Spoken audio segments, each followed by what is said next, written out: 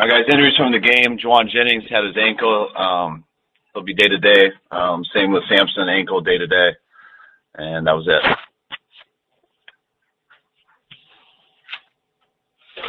Kyle, any challenges as you approach this week, not knowing who you play until tonight?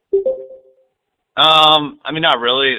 We got the extra day. Last week was a short week with the 6 days, and I was giving the guys off yesterday, not knowing whether we'd play Minnesota or the winner of this game. And since Minnesota lost, now we know we got a normal 7 days. So we're just spending this Monday catching up with the film as coaches. Coaches are going to catch up with it individually with their players. And tomorrow will be a Tuesday, and we'll just get going on Wednesday. And so do you watch tonight from the perspective of TV? What's that, Matt?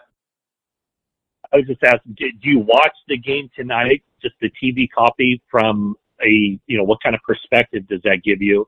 Or do you just wait until the coach's film comes in? No, we'll get ahead today. So, we'll be watching a lot of film on both Dallas and Tampa. And by the time it gets to then, we probably have watched enough on both teams to where now we're just waiting to the end of that game. So I'll probably just sit back and relax tonight when that starts and watch just the TV copy like a normal person. And after it, probably get to work a little bit before we start on Tuesday.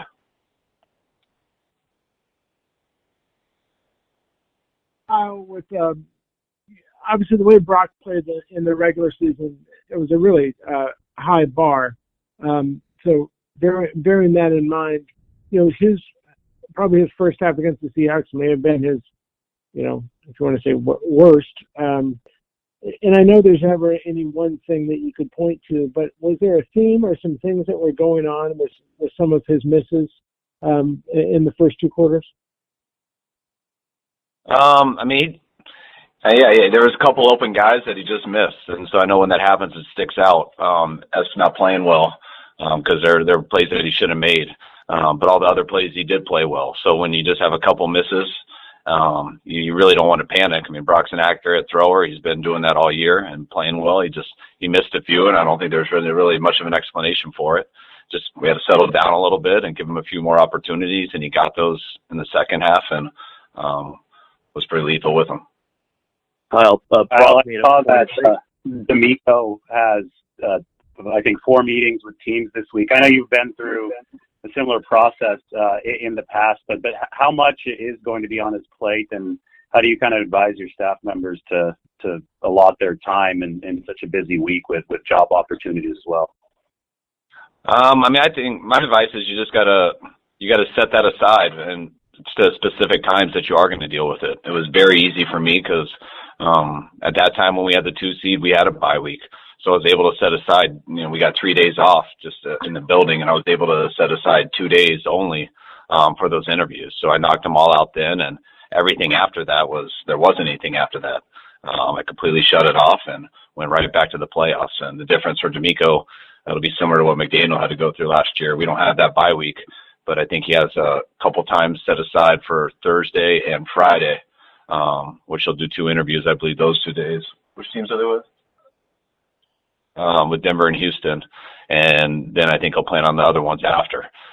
So Friday afternoons, we get some time off, so that shouldn't cut into anything. And usually on Thursdays, we finish a little bit earlier than we do on the other nights in the week, so he has a chance to do that Thursday night. So when you just set the time aside for that, and it's a lot for D'Amico kind of to prepare for, but I think he is prepared for it. And when you're done with those, you go right back to the most important thing at hand, and that's us finding a way to win this Sunday. To your knowledge, it's all 5 teams that have openings right now this week? I think 4 have. I think 4 put in requests. I think he's got 2 interviews set up, and I'm sure he'll get those other 2 set up at some other time in the near future. Brock mentioned after the game that at halftime you said, pulled him aside or however it happened at halftime, saying that, hey, the opportunities are there, just have to hit them. Was that the most pointed you've been maybe with him, whether it's during the game or at halftime? I think I'm pretty consistent with him. I think Brock, when you go, Brock has an idea. When Brock sees the tape, he's always so honest with himself, and I think we see it very similar. And I think he trusts that we see stuff when he isn't seeing it. And I think he also knew that. And so, I think when you go in the first half and you're averaging 8.5 yards a play and you've scored on all your 3 possessions, you just came up short in the red zone on 2. I don't think there is much of a panic. I think everyone's like, holy cow, we're getting after these guys. We got to start scoring touchdowns because we've missed 2 opportunities. We've only had the ball 3 times. Let's figure out how to finish these. And so I don't think there was much, it wasn't that big of a deal at halftime. It was that first half almost went as good as it could. But if we don't finish some of these big plays and we just keep getting field goals, then you're going to have to be dependent on them not scoring the rest of the game to try to win. And we don't want to have to be dependent on that. So I think coming out in the first drive of the third quarter, slowing things down a little bit and just going on a good drive that ended with 7, I think that was a huge deal for us. And then it kind of took off from there. Hey, Kyle, how did Charvarius Ward respond after that first half, and how's that going to fuel him this week? I think it'll fuel him a lot. He played as good as he could versus DK in that first game, and, it's hard to do that again. DK is as good of a receiver as there is in this league. He is a problem to stop, and I like that Moody didn't stop. He didn't shy away from it once he got beat on that deep ball. He was playing the back shoulder pretty well, and DK did a hell of a job slowing down and looking back, and he got him. Mooney thought it was going to be a back shoulder, and he took his eyes off it to stop that, and then DK slipped down the sidelines on the go route. But that's going to happen with a good player like that. You hope it doesn't happen too often, and Mooney's done a hell of a job of that all year, and I know he'll come back and continue to do that this week. You've been using Kyle, knowing how hard Brock is. Go ahead. Kyle, you've been using Juwan Jennings more as a deep threat these past couple weeks. Is that more of a tendency breaker? And then as far as him being a receiver down the field, like what gives you confidence that he can make those plays? Like what makes him a good deep receiver? He got those deep opportunities because of what he does in the run game. The way Juwan goes after people, blocking, is the reason people react to try to not get hit by him and go up and stop runs. And if you saw what he did to them in the last game on those looks, that's why he got the pass plays off of it. He was really open because he blocked so well, and that's what he did good a job of. Thought that ball wouldn't be as quite far down the field, where it got close to Diggs. But that's where Brock put it, and it ended up being a perfect spot because Juwan went and got it. And Juwan will do anything you ask him to do, and he's a really good player. Kyle, knowing how hard Brock is on himself, when you go back and watch and you see the emotion that he had after that touchdown to Elijah and some of the high stepping, is it fun to just watch him also have fun out there?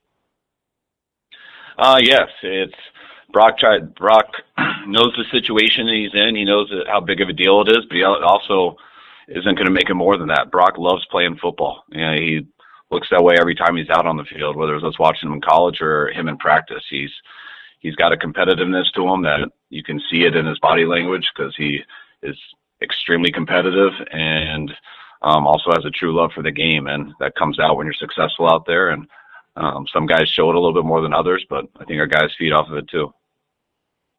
What's the process for deciding when to squid kick?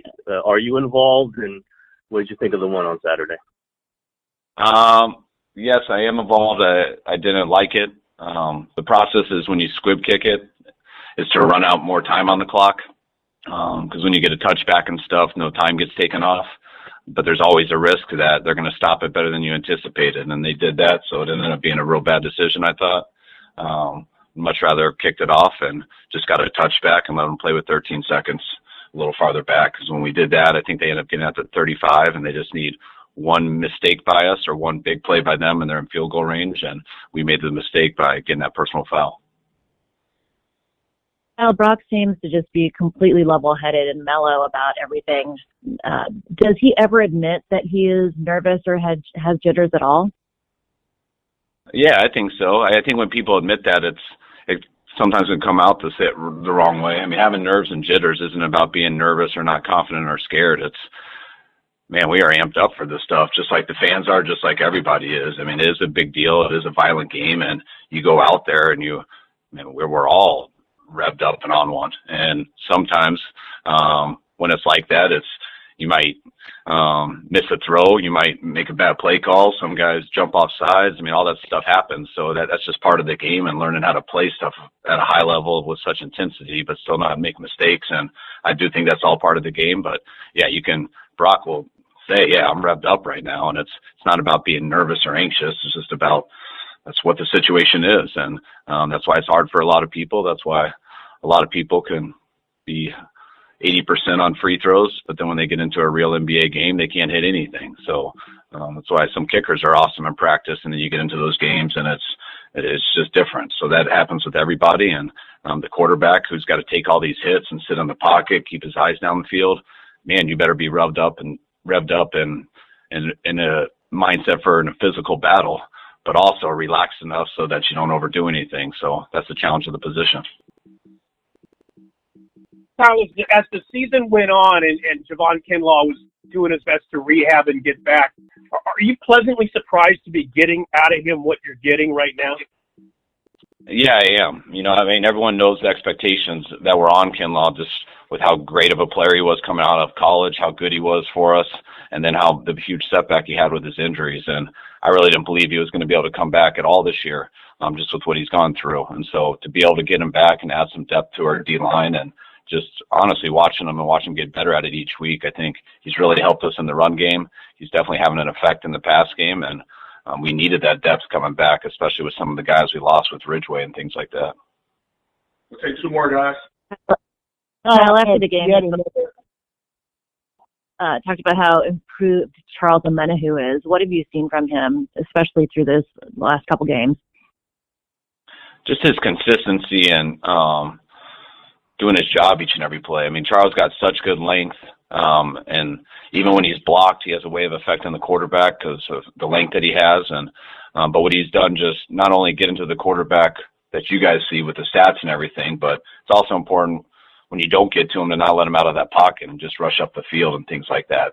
And I think he's done a real good job of that here in these last couple of games, of still being able to affect the quarterback, and not just always just trying to rush past the quarterback, because he's condensed that pocket, he's affected him, and he had a huge game for us on Saturday, and I know he can keep getting better too. So pumped to have him here on our team, and I'm excited to see how this finishes up for him the rest of the year. Oh, I have yet another Brock Purdy emotion question. But there was a deep pass he threw to Ayuk in the second quarter. It looks like maybe there was miscommunication. Debo was also open on that. He was like screaming, I guess, in anger or frustration afterwards. I guess two things. What did happen on that play? And then when you see guys have talked about, he will, get after people. Did that reveal itself like after he became the starter, or was he doing this kind of getting after guys even when he was a backup? He addresses guys when something goes wrong, and he's done that since the first time he's gotten in there. He hasn't always been in there with the ones and stuff, but whenever a receiver does something, then they're on a different page. He addresses things and gets it corrected. So that's what happened there, and he addressed BA accordingly on the play.